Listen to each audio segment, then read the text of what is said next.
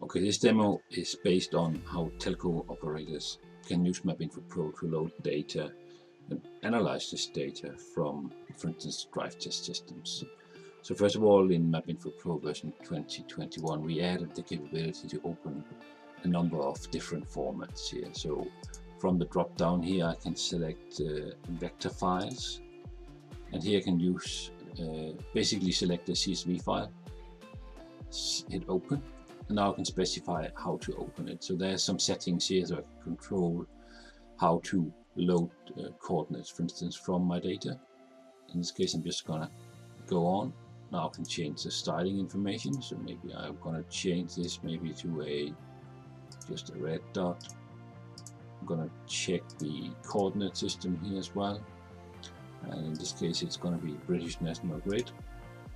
And finally, I want to check the options here. So here you can see where I'm loading it into. And in this specific case, I want to actually save it as a real MapInfo table. That's it. Okay, and let's load that data into MapInfo. You can see it's running in the background. So it's running in a background set. So while it's doing that, let's open some base maps. So we have some data we can see where we are in the world. So in this case, I'm opening the Bing data. I'm using my move to function here to go to Birmingham.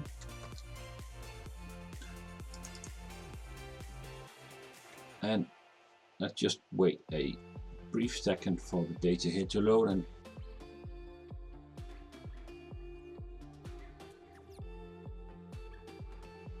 And here we go. So here are the points we got from our drive test system.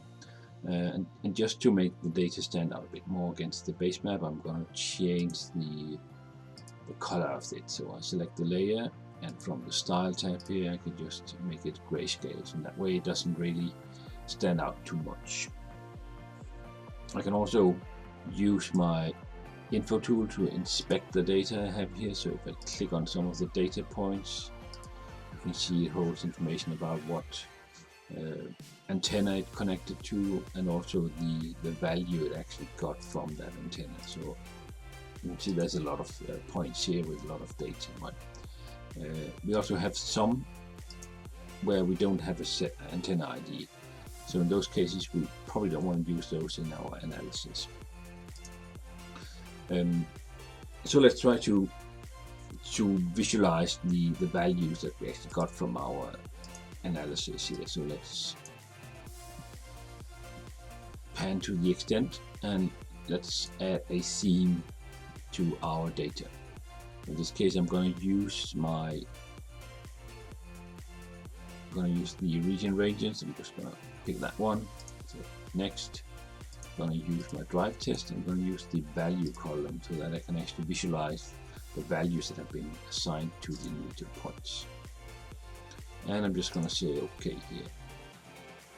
So now you can see that the thematic here actually shows you the values that have been assigned to the individual points. Let's just get rid of this one,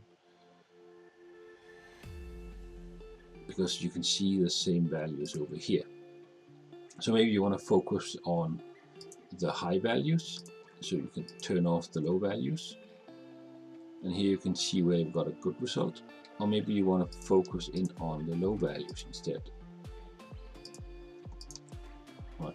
And show those actually. So here you can see where you have got a less good coverage, right?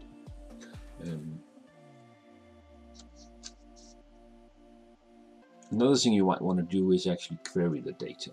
So using the new select by attribute tool we add to MapInfo, you're able to query your data. So in this case, I'm going to specify that I'm looking for all the records where the site antenna ID is not empty, so that we're actually connected to an antenna, and where the value is less than, in this case I'm going to specify less than 10.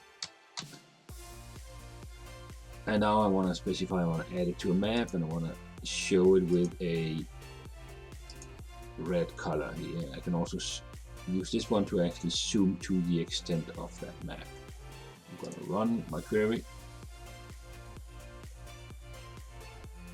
and you can see that my map window actually zoomed to that extent. Let's turn off clear the selection here so you can better see the points.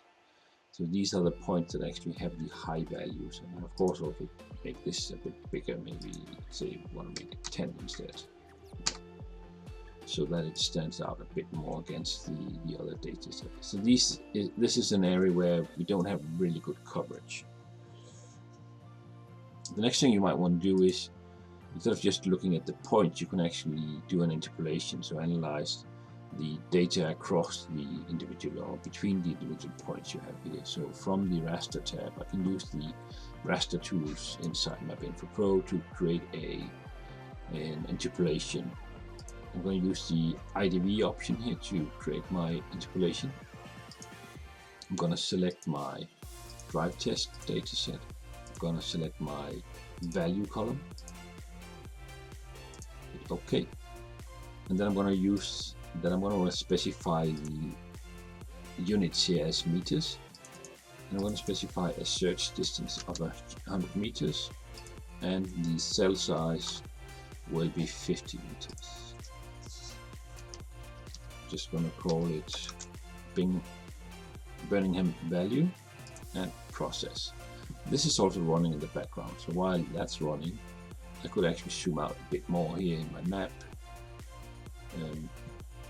Maybe even turn off my thematic layer and also my points.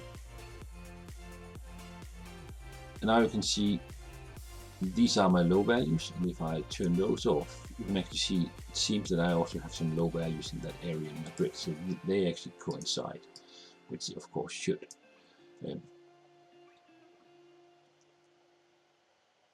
You can very quickly change the color of this.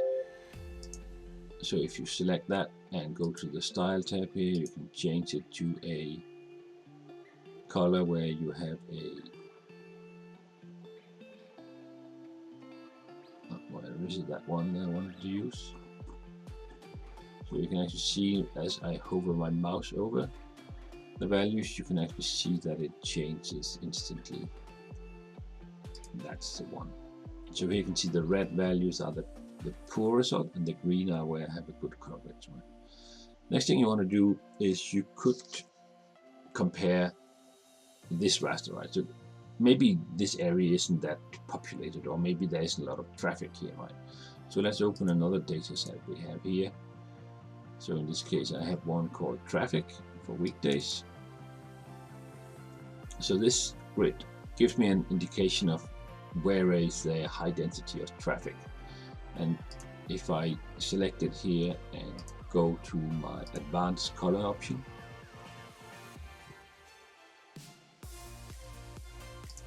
and select my traffic weekdays,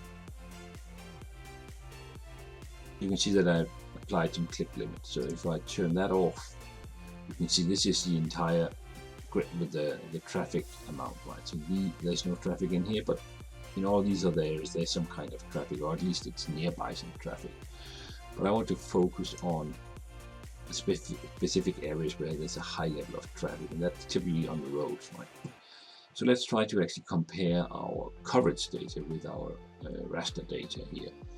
So to do so, I can use my raster calculator to compare these two. I'm going to use the calculator. I'm going to load a calculation I already created. You can see it has a condition here. I'm going to specify the traffic. It's going to be my traffic data, and the drive test is going to be my drive test data. And finally, I want to give this a name. I'm going to call it Birmingham poor coverage high traffic, and I'm going to compute this.